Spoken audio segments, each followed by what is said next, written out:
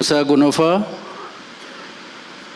gargaarsi hawaasaa sirna gadaa keessatti sirni buusaa Gonofaa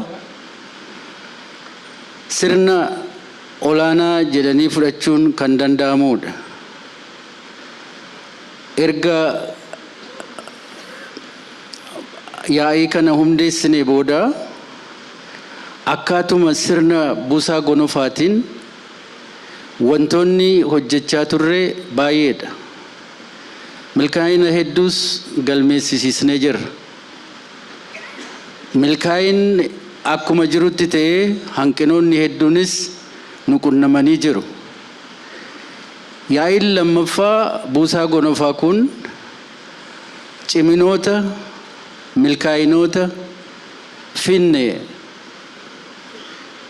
cimsuudhaan hanqinoota irratti immoo mari'achuudhaan hanqinoota keenya hiiknee buusaa Gonofaa cimsuudhaan gargaarsa ummata keenyaaf ta'u dandamannaa ummata keenyaaf ta'u fiduudhaaf irratti mari'annee waliigallee hojii keenya ittaanu kan mirkaneessinu ta'a jechaadha yaa'iin kun. Buusaa Gonofaa jechuun gargaarsa qofaan fudhachuun nama rakkisa. Buusaa Gonofaa keessa waan hedduudha kan jiru. Buusaa Gonofaa keessa jaalalli jira. Yoo jaalatte kan deeggartu, yoo jaalatte kan dandamachiistu, yoo jaalatte kan obaastu,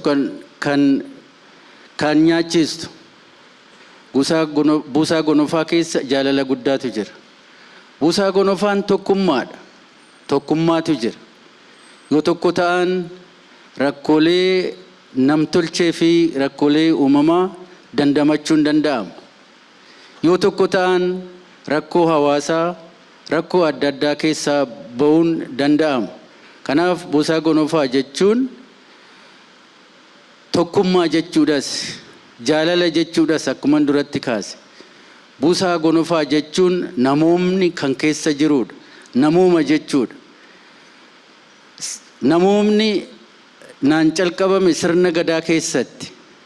Addunyaan amma kan waa'ee namoomaa bal'inaan dubbatu kun namoomni kan calqabame buusaa Gonofaa keessatti.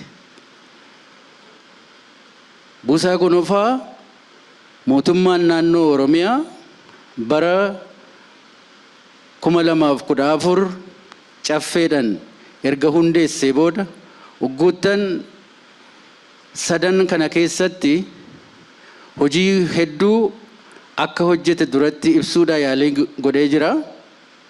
Hojii hojjete keessaa miseensa hedduu horatee jira. Barattoota nyaachisuudhaan sirni barnootaa akka gaariitti akka deemu goosisee jira. Harka qalleeyyii gargaaree jira. Iddoo rakkinni namtolchee fi uumamaa uumametti baraaree jira. Kun hojii cimee itti fufu jechaadha. Keessumattuu yeroo ammaa kana addunyaan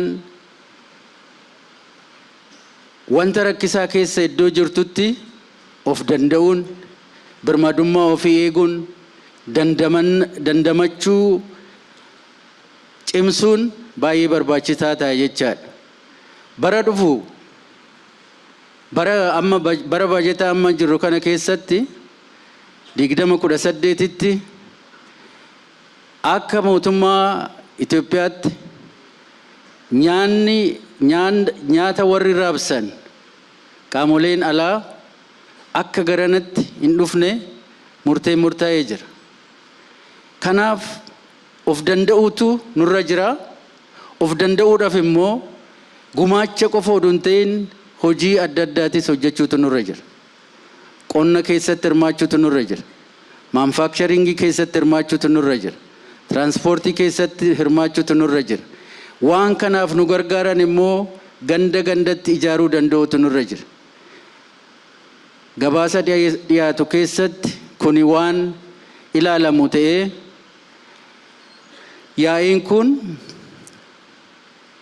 bu'aa tanaan dura dhufan mirkaneessuudhaan rakkoolee nu qunnaman irratti mari'atee bal'inaan irratti mari'atee hiikuudhaan buusaa gonofaa cimsuudhaan gargaarsa ummata keenyaaf ta'u dandamannaa ummata keenyaaf ta'u fiduudhaaf irratti mari'annee waliigallee hojii keenya ittaanu kan mirkaneessinu ta'a jechaadha. Kaayyoo aadaa fi duudhaa wal gargaarsaa ilma namaa sirna gadaa keessa ture.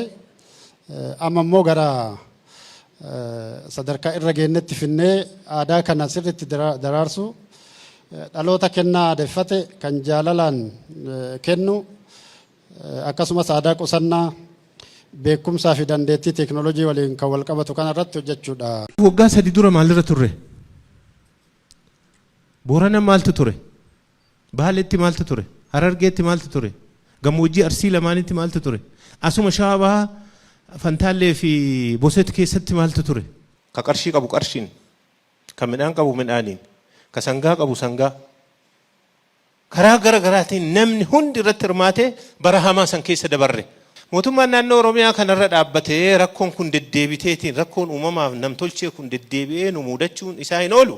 Sirnaan dhimma kana ijaaramnee ofirraa qolachuu qabna jedhameeti. Humna oloo keessaa tokko murteessaa kan ta'e buusaan gonofaa akka ijaaramu godhame. Waa'ee mana kuusaa jedhamee kabajamoo pirezidaantiin istaandardiin bahee gadi isinii bu'ee jira. Meeqa kennatu kana itti yaadee hojjechaa jirra. Kana sirriitti ilaaluun gaarii ta'a jechuudha. Kanaaf bara ittaanu kana asuma achi qophoofne ka buusaan gonofaa hojjetu akkuma jirutti ta'e cinaadhaan aanaan ka ofii qabaachuu qaba. Yoo balaan bu'e maal goota?